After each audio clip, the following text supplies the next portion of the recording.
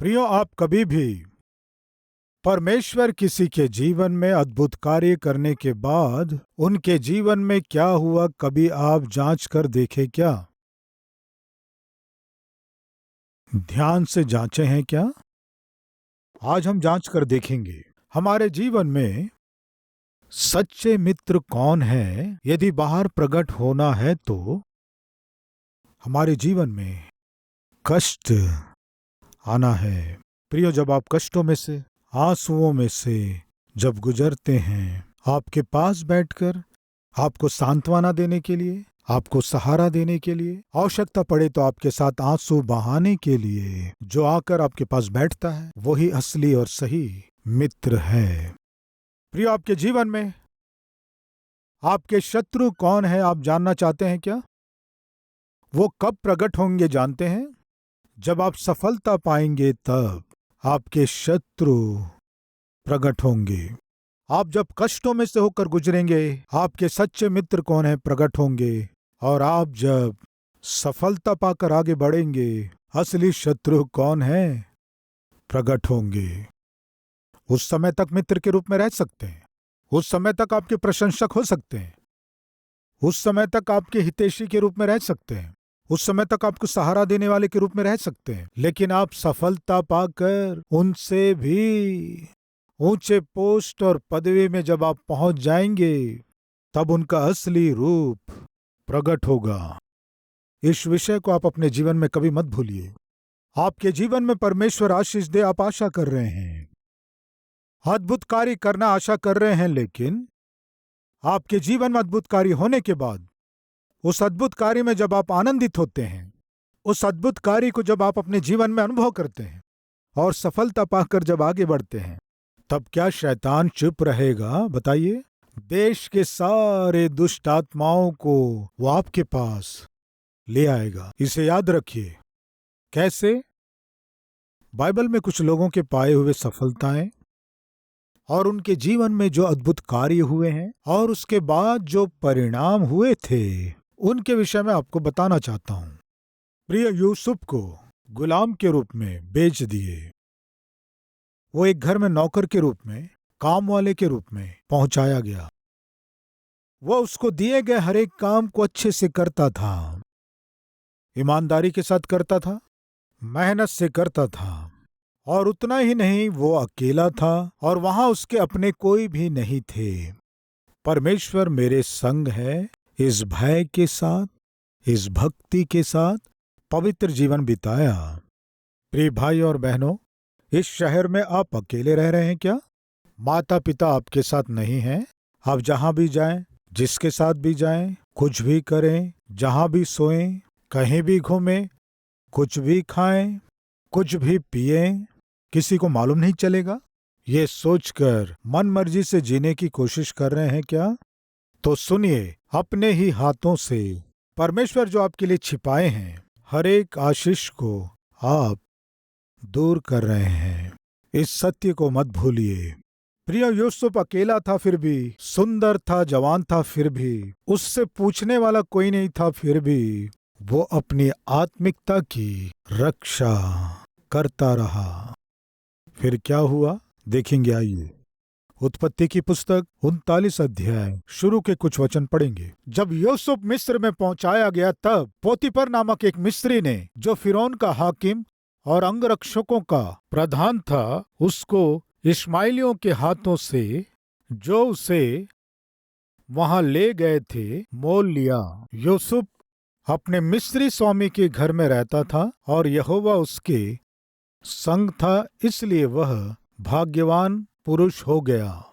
और यूसुफ के स्वामी ने देखा कि यहोवा उसके संग रहता है और जो काम वह करता है, उसको यहोवा उसके हाथ से सफल कर देता है। तब उसकी अनुग्रह की दृष्टि उस पर हुई और वह उसकी सेवा टहल करने के लिए नियुक्त किया गया। फिर उसने उसको अपने घर का अधिकारी बना के अपना सब कुछ उसके हाथ में सौंप दिया। गुलाम था, नौकर था, लेकिन परमेश्वर उसके संग रहकर वो जो भी करता था परमेश्वर उसे आशीष देता था।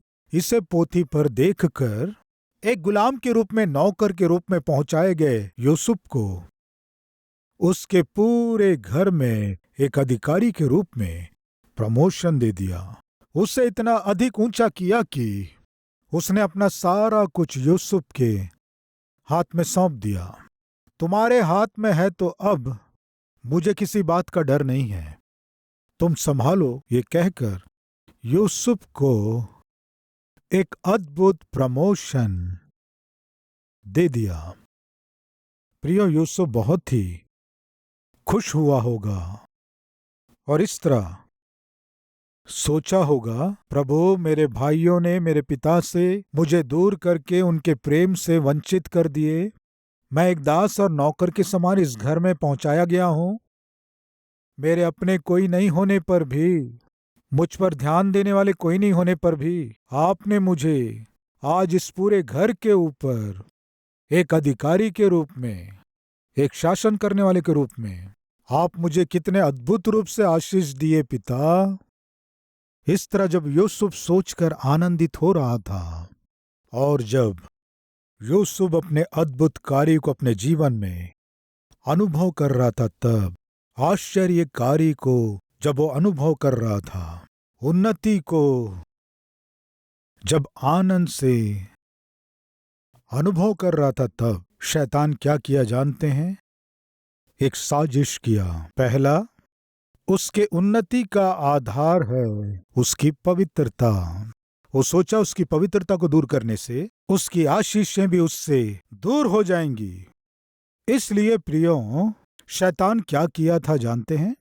यूसुफ के पवित्रता के ऊपर हमला किया। सुन रहे जवान भाई और बहनों, जब आप अपने जीवन में उन्नति में आगे बढ़ते जाते हैं और जब आप परमेश्वर के अद्भुत कार्य को, आश्चर्य कार्य को जीवन में अनुभव करते हैं, यदि उसका कारण आपकी आत्मिकता और पवित्रता है तो शैतान किस पर हमला करता है जानते हैं? आपके पवित्रता के ऊपर, ईमानदारी के ऊपर, धार्मिकता के ऊपर हमला करता है।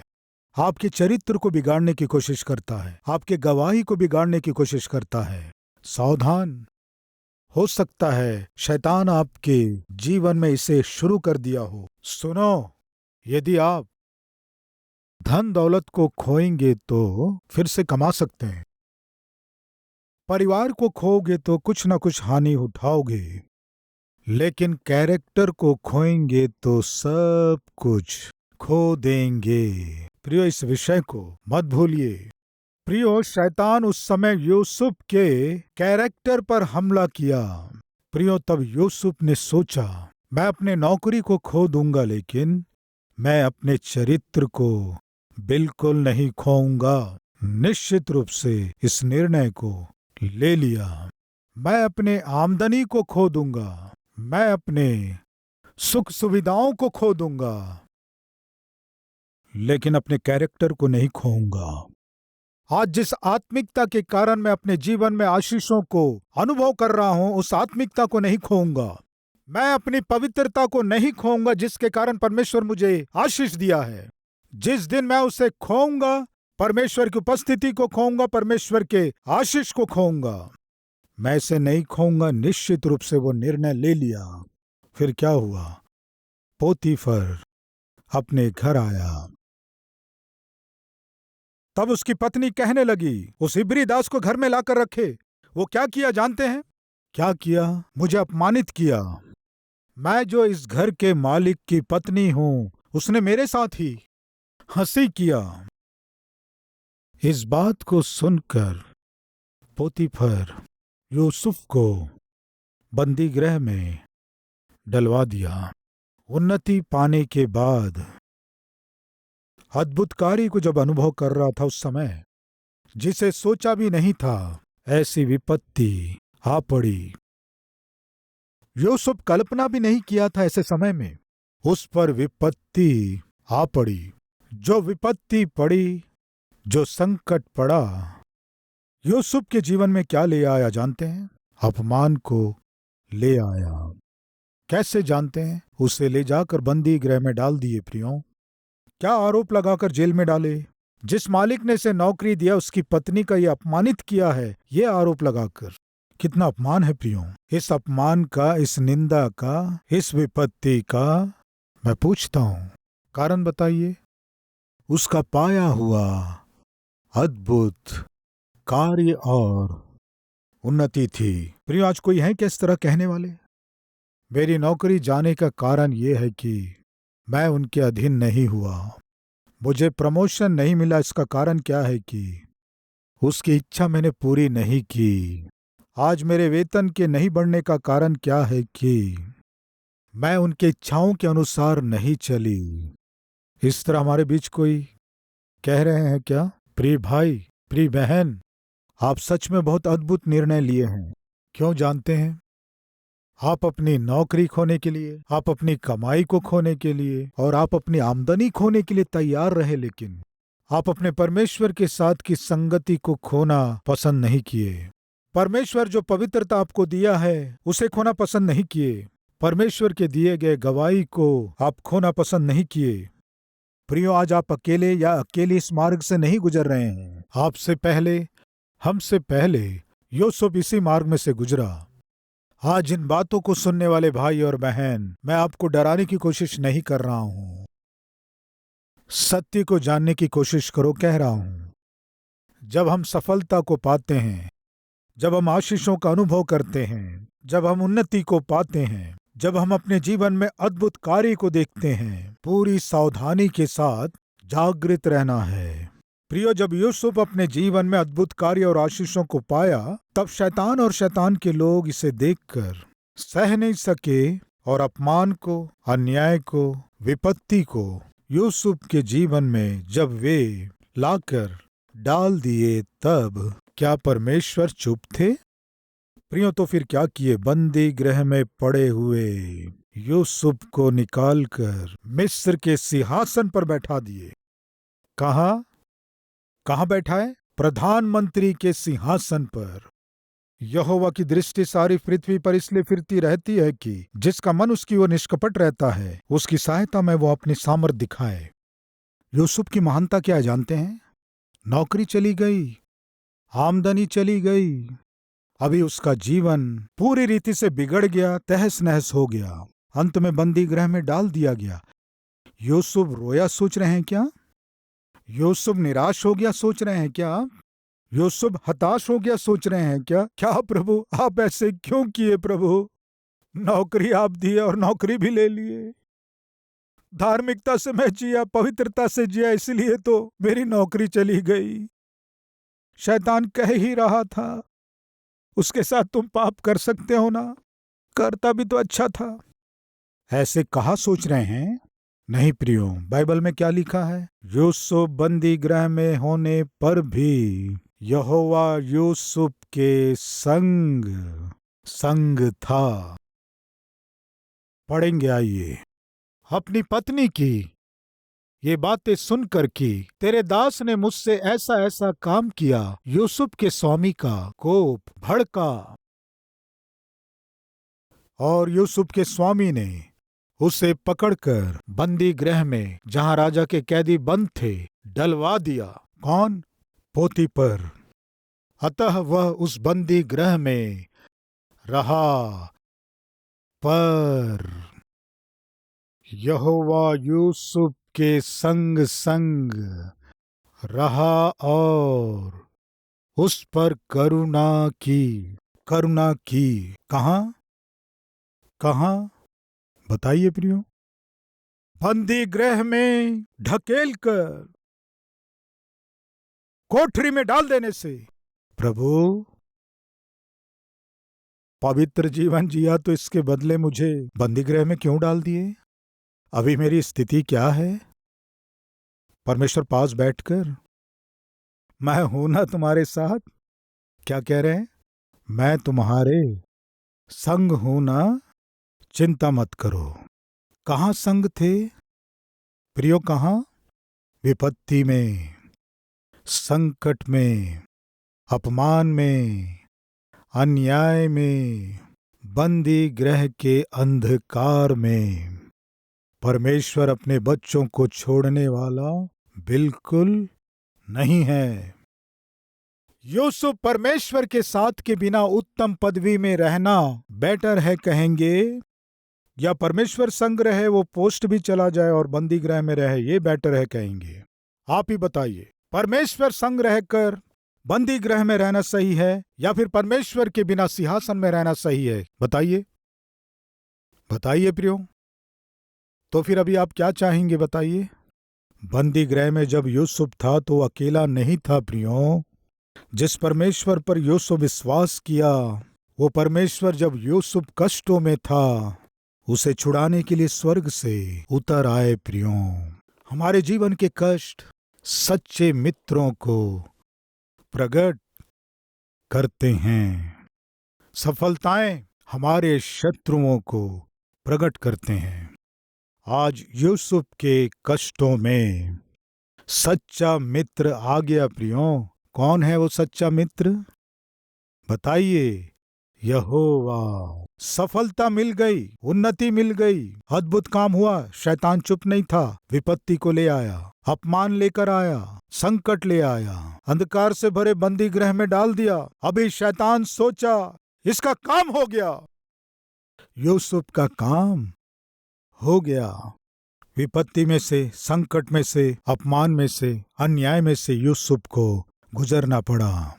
फिर भी प्रियो, परमेश्वर को नहीं छोड़ा। इसका प्रतिफल, परमेश्वर यूसुफ को देश पर शासन करने वाले पदवी तक पहुंचा दिया। मेरे जीवन में परमेश्वर अद्भुत कार्य जब किया, उस अद्भुत कार्य को देखकर सह ना पाने वाला शैतान, संकट हो सकता है, विपत्ति हो सकता है, अन्याय हो सकता है, वो कुछ भी ला सकता है, लेकिन मैं इन सभी में अपने परमेश्वर को नहीं छोड़ूंगा, जिसके फलस्वरूप मेरा परमेश्वर मुझे उस स्थिति में से, कल्पना से भी परे स्थिति में ले जाएगा। विश्वास करने वाले मेरे साथ प्रार्थना करेंगे।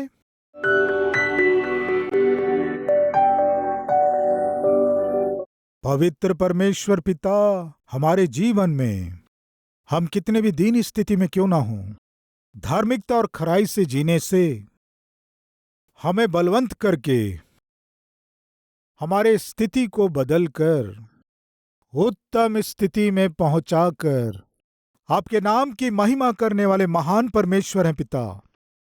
आपको हम धन्यवाद स्तुति करते हैं। हम अपने जीवन में उन्नति करने से शैतान देखकर सह नहीं पाता है। यूसुफ को पाप में गिराने के लिए उस पापी स्त्री को उभारा।